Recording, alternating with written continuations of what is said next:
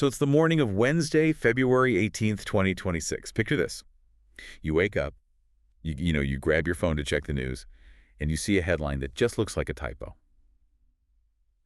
The Australian men's cricket team is out of the T20 World Cup. And I don't mean they lost a thriller in the semis. I mean they are gone, out, eliminated in the group stage. It's the kind of thing that makes you refresh the page, right? Just to be sure it's real. This is their earliest exit from any World Cup since, 2009? That's a 17-year run of making the knockouts, just gone. And the way it happened, it's almost tragic, or I guess hilarious, depending on who you support. The final blow wasn't even a wicket, it was rain. Yeah, rain and candy. The Ireland versus Zimbabwe match abandoned without a single ball bowled. A very damp end to a very dry campaign for the Aussies. Well, yeah. But, blaming the rain is the easy out. It's convenient, but it's not the real story. Oh, absolutely not. I was looking at the math this morning. That washout gives Zimbabwe 1 point. Just one. That moved them to 5 points. Australia is sitting there on 2 points with 1 game left. Against Oman, yeah. Right. So even if they win by a record margin, they can only get to 4 points. Yeah. The calculator says you're done. 5 beats 4. Zimbabwe and Sri Lanka are through. Australia's packing their bags. Exactly. The math is brutal, but the rain was just the crime scene tape. The crime itself happened days earlier. This deep dive isn't about the weather, it's an autopsy. Legends of the game are calling this campaign doomed from the get-go. Okay, so that's our mission today.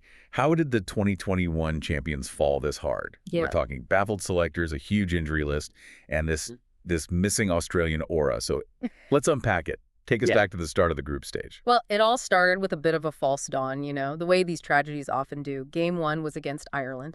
And they won comfortably by 67 runs. Looked clinical. I think it gave everyone, the fans, the players, a false sense of security. Like, okay, business as usual. We're the big dogs. And then came the game against Zimbabwe.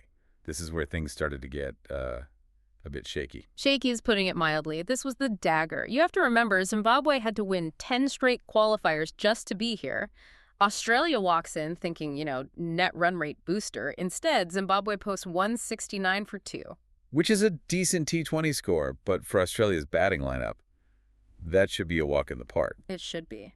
But Australia, they were bowled out for 146. It was historic. Only the second time Zimbabwe has ever beaten Australia in a T20 World Cup. Suddenly, the pressure was immense. And that leads us to the real nail in the coffin. Yeah. The Sri Lanka match. I watched the highlights and the scorecard.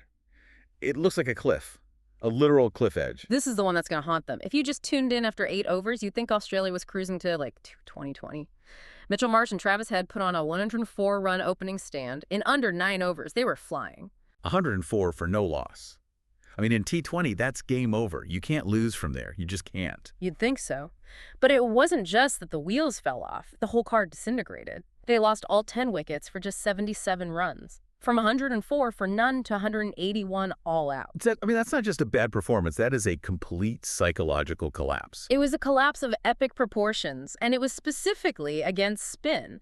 And then, to rub salt in the wound, Sri Lanka's opener Pathum Nissanka comes out and smashes 100 off 52 balls. They chased it down with 2 overs to spare, a dismantling. So we've got a historic upset and a historic collapse.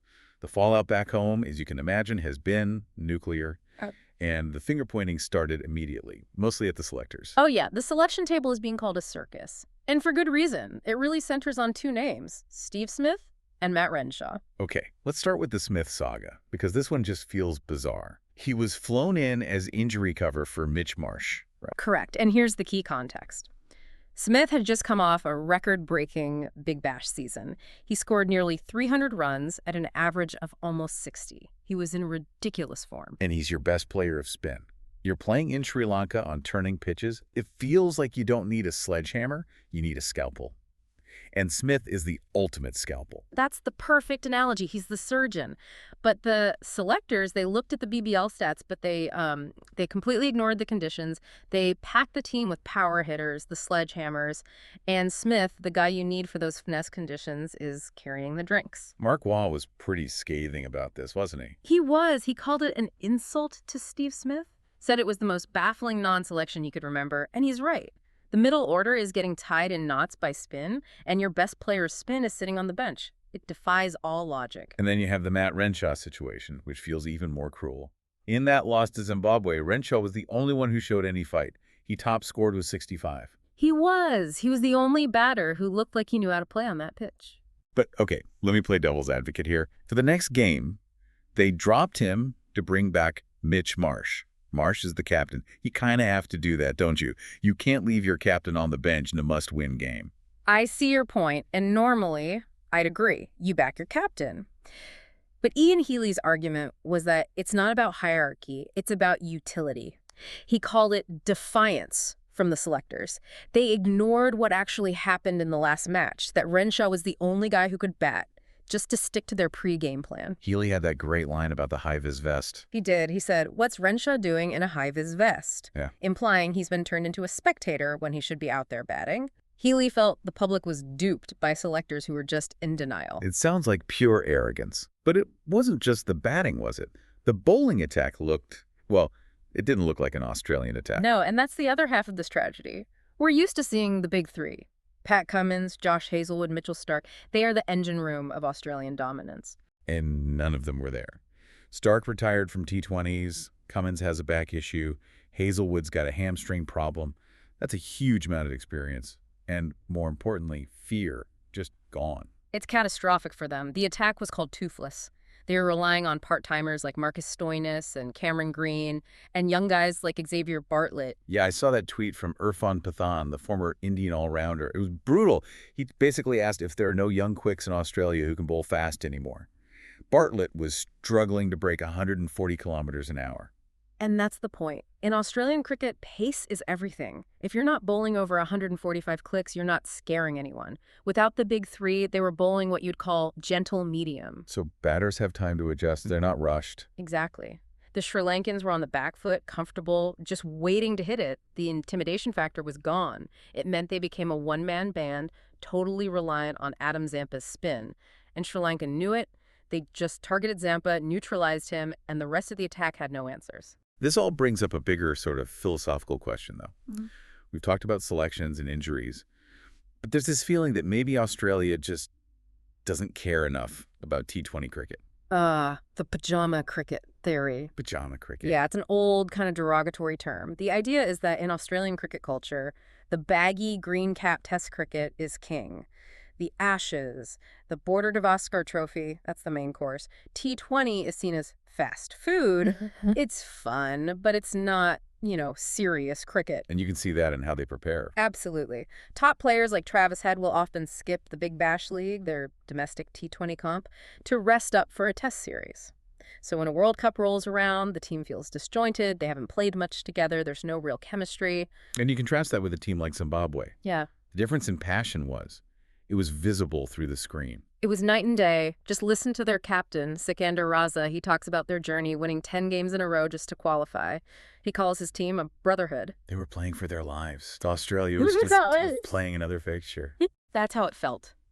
Raza said the win was unbelievable, but for them, it meant everything. For Australia, it seemed like they just expected to turn up and win because of the yellow shirt. When Zimbabwe punched them in the mouth, they just didn't know how to respond. So now we get to the fallout. The media back in Australia is not holding back. Shambolic is a word I've seen a lot. Oh, kind is not the word. They're being roasted. And the fan reaction on social media has been savage. I saw dog shit trending, to quote the forums directly. And the rest of the world is just loving it. I saw Indian celebrities celebrating online. Of course. When a giant falls, everyone else cheers. The memes are everywhere.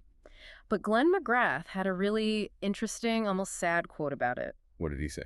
He said, all of a sudden, the aura of that Australian team is no longer there. And that's huge. The aura was half their weapon. Teams used to be beaten before they even walked on the field. Now, teams like Zimbabwe and Sri Lanka, they see a beatable team. The fear is gone. And looking at the age of this squad, this isn't a quick fix, is it? No, not at all. There's a demographic cliff coming. By the next World Cup in 2028, Maxwell, Smith, Stoinis, they'll all be in their late 30s. This was an old squad, and it looked its age. Speaking of 2028, there's the Olympics. That's a huge cloud hanging over this, isn't it? This is where it gets really scary for Cricket Australia. Cricket is back in the LA Olympics in 2028. It's a massive deal. But only 6 teams qualify. Wait, only 6? That's tiny. It is tiny, and qualification is heavily based on rankings. After a group stage exit like this, Australia's T20 ranking is going to plummet. There is a very real risk that Australia might not even qualify for the Olympics. Wow. And that brings us right back to that pajama cricket attitude. If you don't take the format seriously, the punishment isn't just a World Cup exit. It's missing out on the Olympics. Imagine the LA opening ceremony, and the Australian cricket team just isn't there. It would be a historic nightmare for them. It would force a complete reset. You can't just treat T20 as a bit of a laugh if it costs you a shot at an Olympic medal. So what we're looking at is an aging squad, a confused selection policy, a lack of genuine pace, and a culture that maybe doesn't respect the format enough. It really does feel like the end of an era. It does. It feels like the bill for years of neglect has finally come due. You can't just expect your great test players to be great T20 players anymore. The game has evolved, Australia is still trying to adapt, and it's clearly not working. Zimbabwe and Sri Lanka go through, Australia goes home, the tournament moves on. But this conversation, this autopsy, this is going to be going on for a long, long time in Australia. Oh, absolutely. That flight home is going to be very quiet, and the meetings at Cricket Australia are going to be very, very loud. So I guess this is the question we should leave everyone with. Is this just a blip? A bad couple of weeks caused by injuries and bad luck? Or have we just witnessed the end of Australia's era of white ball dominance simply because they stopped caring enough to keep up? That is the multi-million-dollar question, isn't it? Thanks for diving deep with us today. My pleasure.